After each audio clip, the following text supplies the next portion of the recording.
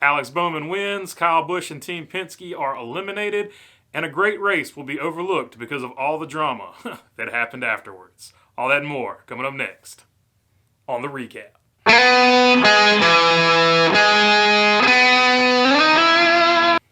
So, as I said on the previous two videos, I'm making a push to 1,000, so hopefully I earn your subscription today. All right, let's jump into it. Alex Bowman wins the race, but of course it was not without controversy. I've made an entire video about that previously, if you want to check it out, if you're just here for that controversy. But I'm just going to touch on it here. He drifted up and got into Hamlin. He spun Hamlin out, wrecked Hamlin, cost Hamlin the win. Hamlin drove into victory lane afterwards and showed his displeasure and then dropped a F-bomb on national TV. So that was that. Like I said, got a whole video about it. But Alex Bowman wins his 4th win of the season, and he has got to wonder what could have been if he could have just made this round of the playoffs. He would definitely be, of course, going in. But, if ifs and buts were candy and nuts, we'd all have, a Merry Christmas, or however that saying goes. So Bowman won the battle, but he did not win the war because he did not advance. Just a little too streaky this season. But 4 guys did. Denny Hamlin advanced, Martin Truex advanced, and then, of course, in the race, Chase Elliott already locked himself in by winning a couple of stages, and Kyle Larson was already locked in via 2 wins. So those guys advanced to the championship round, which is a 1-race race-off in Phoenix. But 4 guys also did not advance, and we're going to take a look at them. So let's start off with Kyle Busch and Brad Keselowski. If you're a fan of either driver, you have to be pleased with the effort. They did not have the speed, but they almost got up there and made something happen through sheer, basically just will and determination. Put their car and their team on their backs and almost pulled off the impossible with cars that just really were not fast enough to win. Obviously, both of them got into a bit of a tiff after the race. Kyle Busch had some choice words for Brad Keselowski. I made a video about that if you would want to watch it. But hats off to Kyle Busch. He drove a heck of a race, and he almost pulled it off. And also hats off to Brad Keselowski. He did the same. He almost pulled it off as well. He was being super aggressive. And also hats off to Team Penske. Brad Keselowski in a lame duck situation. They know he's not coming back next season. But they didn't just mail it in. Both Keselowski and Penske showed up, and they put in a heck of an effort, a valiant effort. But at the end of the day, they fell short. But, like I said, either one of these drivers, if you're a fan of them, if you're not a fan of them, you've got to be impressed with the effort that they both gave. Just came up a little bit short. When it gets down to the 8 best, somebody's got to get left out.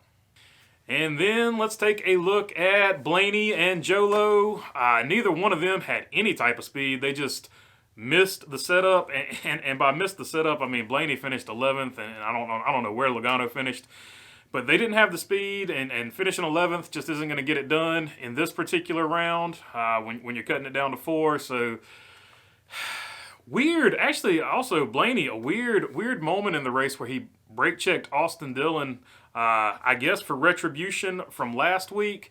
But really, I don't know, just really to me, took his eye off the main focus. And just, why would you brake check a guy when you're going for a championship when he could retaliate and put you in the wall? It was just a very bizarre situation where it looked like Blaney just had a mental lapse. I understand if he feels like Austin Dillon wronged him, but I would probably choose next season or something to retaliate. But he didn't make it in anyway, so I guess it wouldn't have mattered. But if that damage had cost him a win here, he really would have, or advancing here, he really would have regretted doing that. But I guess at the end of the day, he knew he didn't have enough speed to get in, so he decided to brake check Austin Dillon. And just very bizarre, just a mental lapse. I think he's the best young Ford driver, and he hardly ever acts irrational. Like he hardly ever acts like a young driver, but he had a moment there where he definitely acted like a young driver. But nonetheless, him and Joey Logano, the rest of Team Penske, are both out as well. They did not make it. But what'd you think of that brake check? Let me know down in the comments, because I thought it was just super bizarre.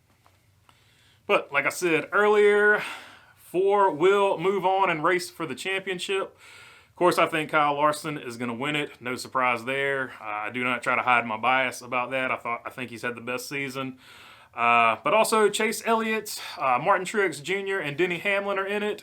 Who do you think will win in the final round? Also, feel free to leave that down in the comments. And now let's get to good race, bad race. Obviously, a good race for Alex Bowman and all the 4 who advanced.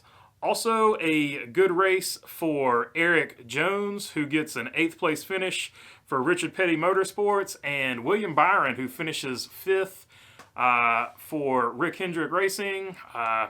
Good day for him as well. As far as bad days, let's so many to choose from. But obviously, the 4 that got knocked out of the race, knocked out of the chase or the title or whatever. And also Denny Hamlin dropping that F-bomb on live TV. You got to imagine some type of fine is coming for that. And hopefully, we all remember the Junior situation where he said he dropped an S-bomb and got fined some points. So it's not out of the question for NASCAR to fine points. I don't think they'll do it in this situation, but it is worth mentioning and bringing up. I should have brought it up in the longer feature that I did about that, but I did not. I forgot to do it. But if NASCAR rules it like they did Junior, he could possibly lose some points, and somebody else could be taking that spot. Kyle Busch, I guess, would be the next one up. But I don't think that'll happen, but it was worth bringing up. And also Ryan Newman, and he seemed like he wrecked several times. One time he got into it with Ross Chastain, even though that one wasn't his fault. But Ryan Newman had several wrecks in this race. A bad race for him, and bad race for Bubba Wallace. Bubba Wallace had a good run going. He's really good at this track. He's got truck wins. He had a great run last year for Richard Petty, where he finished, I think, 11th. Had a good run going here, but cut a tire at the end of the race. Had to pit, went 2 laps down, never recovered. So bad race for Bubba Wallace. All right, that is all I've got for you on this one. 3 videos, so much to cover from this race. If you got a comment, leave it down in the comments section. Hopefully I earned your subscription if you're not already subscribed. And other than that, thanks for your time. Peace.